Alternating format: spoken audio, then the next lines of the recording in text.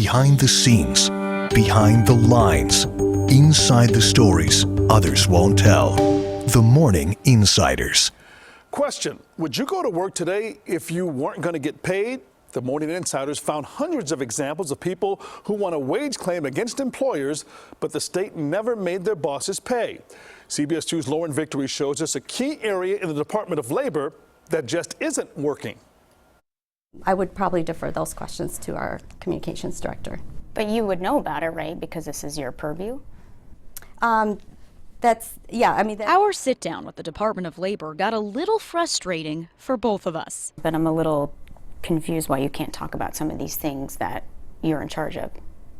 Marina Foz Hooper wanted to discuss a new program she's spearheading where mediators try to resolve labor cases involving an employee who claims an employer didn't properly pay up. We provide a free, voluntary, safe space to work through that issue. An alternative to costly labor investigations and administrative hearings, she says. Saves time, money, staff resources. What Foz Hooper's program doesn't do is address a problem CBS 2 uncovered by combing through the department's data.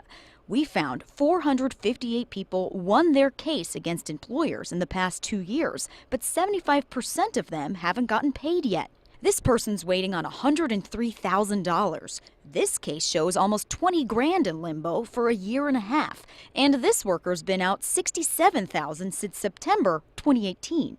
The numbers add up. More than $2 million in victorious but unpaid claims.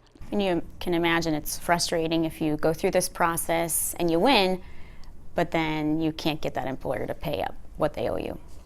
Well, I think that's part of one of the things I'm trying to do is I'm trying to look at where I can, what the needs are. One need by our analysis is to follow up with Attorney General Kwame Raoul. Almost 100 unpaid claims are marked AG, waiting on enforcement by his office.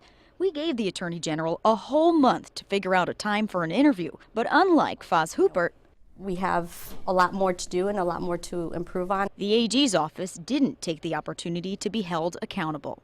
Lauren Victory, CBS 2 News.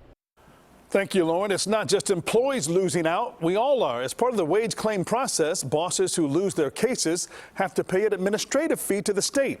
We calculated some $150,000 that the state hasn't bothered to collect. That's a lot of cash, especially for a state with money trouble like Illinois.